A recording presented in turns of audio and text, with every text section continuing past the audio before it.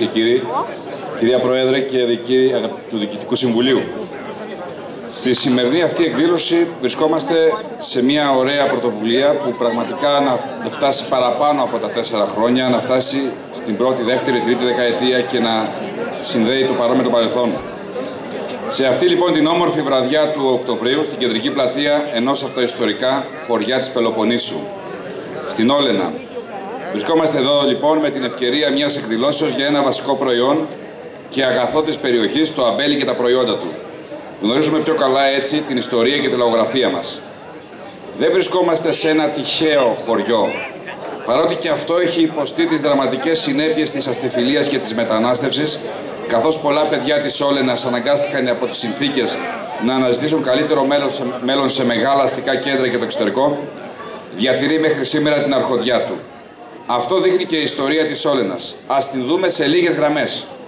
Να τη γνωρίσουν και όσοι είναι επισκέπτες σήμερα στο χωριό. Η αναφορά στο όνομα Όλενα ξεκινά από τα χρόνια του Τροϊκού Πολέμου, όπως τα περιγράφει ποιητικά ο Όμηρος στην Ιλιάδα του, μιλώντας για την Ολενή Πέτρα. Η μαρτυρία των Μικηναϊκών τάφων στην ευρύτερη περιοχή και η σύνδεση με το αρχαίο Αλύσιον και την αρχαία Πισάτιδα συνηγορούν στην ιστορικότητα αυτού του στοιχείου.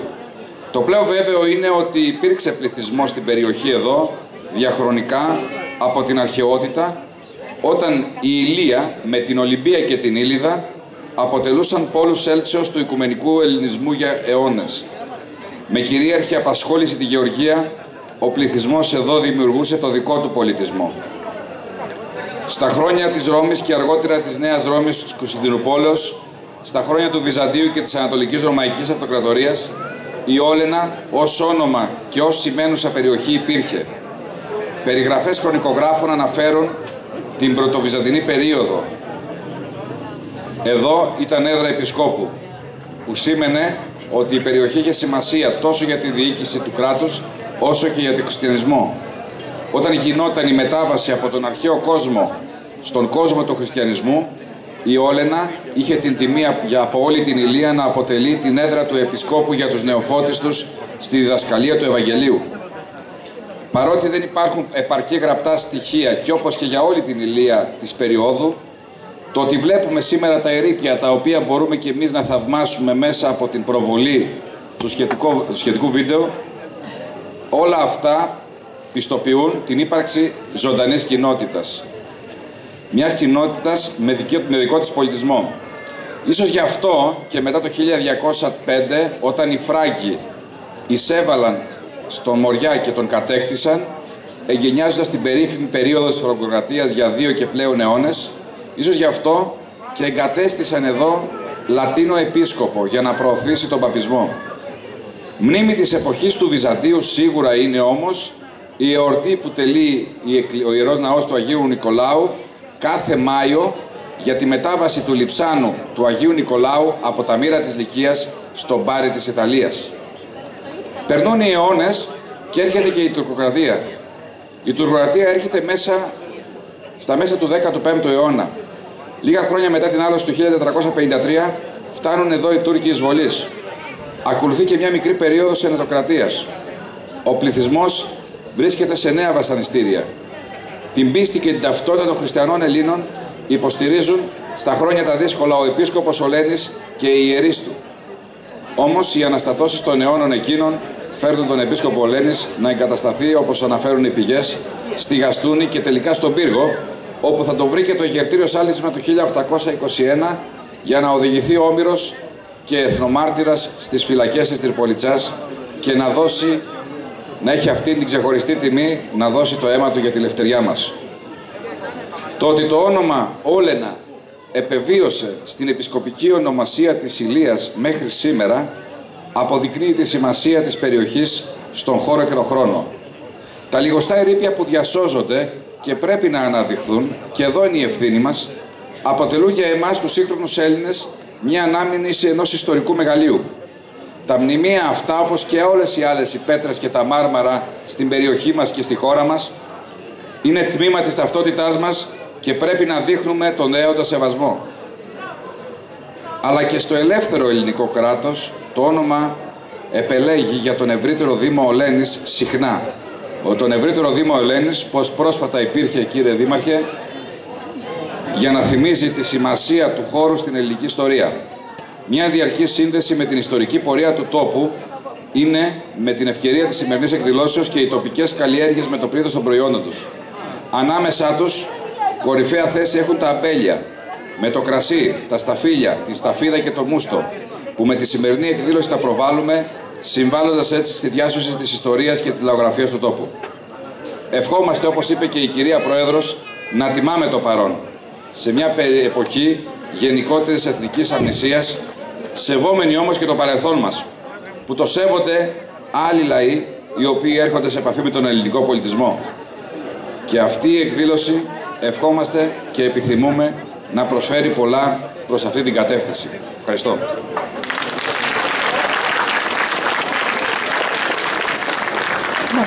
Ευχαριστούμε πάρα πολύ τον κύριο Κουρκούτα. Το λόγο έχει ο κύριος Κλαμαριάς και τα χορευτικά μας.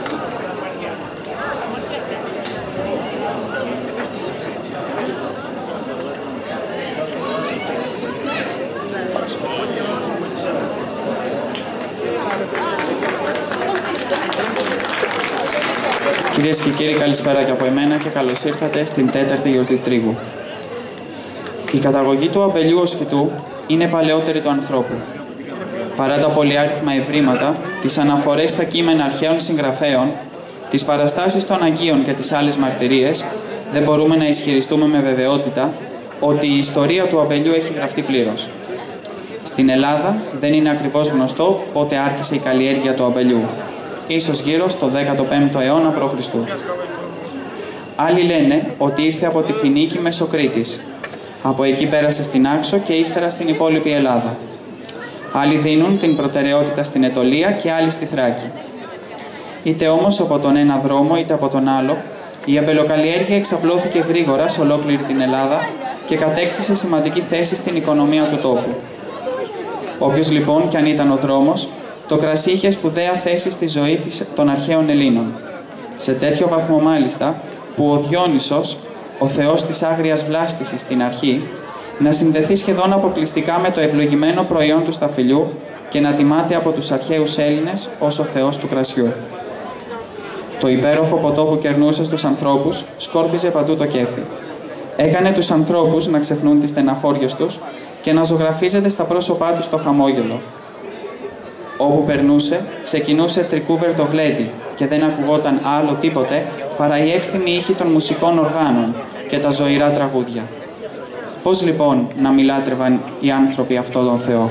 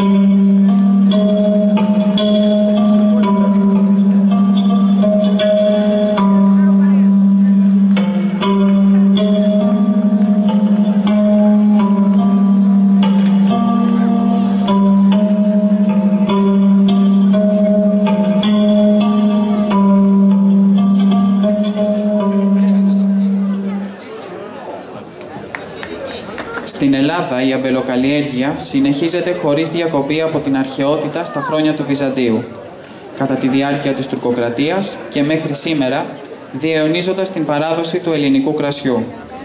Πιθάρι, βαρέλι, μπουκάλι είναι οι κατά καιρούς απαιτήσεις της εινοποίησης, από αμπελουργούς που αγωνίζονται να καρπίσει το αμπέλι και εινοποιούς που αγκαλιάζουν με μεράκι τον ευλογημένο καρπό του σταφυλιού και φροντίζουν να γεννηθεί το κρασί, που κρύβει μέσα του την παράδοση, τα αρώματα και τις γεύσεις της ελληνικής γης.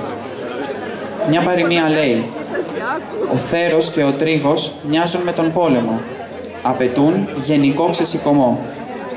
Ο τρίγος ήταν σωστό πανηγύρι. Οι τριγητές ξεκινούσαν για το αμπέλι πρωί-πρωί. Τα παιδιά έβρισκαν ευκαιρία να απουσιάσουν από το σχολείο, συμμετέχοντας και αυτά στον τρίγο.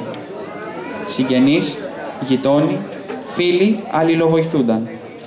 Φόρτωναν στα ζώα κόφες, κοφίνια, βαρέλες με νερό και άλλα χρειώδη και ξεκινούσαν για το αμπέλι.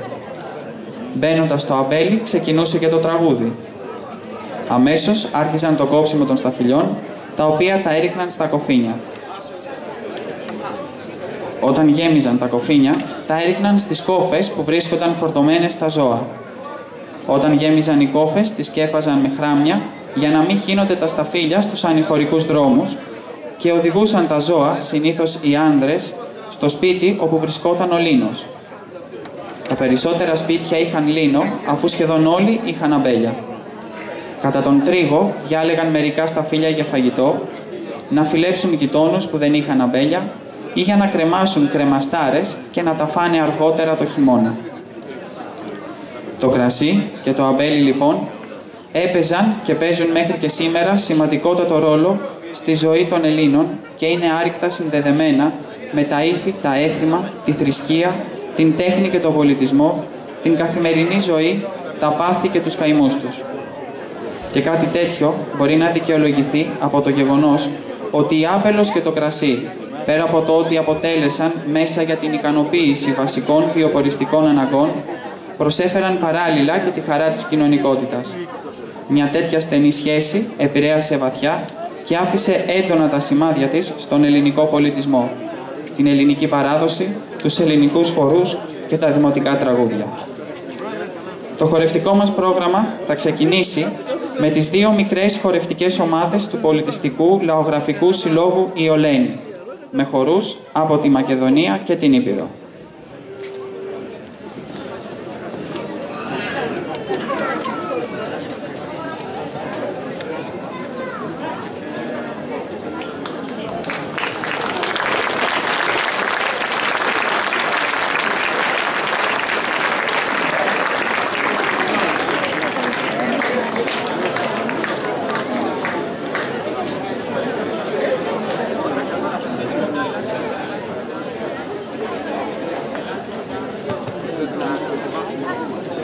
Πρώτος χορός, 30 φιλιά.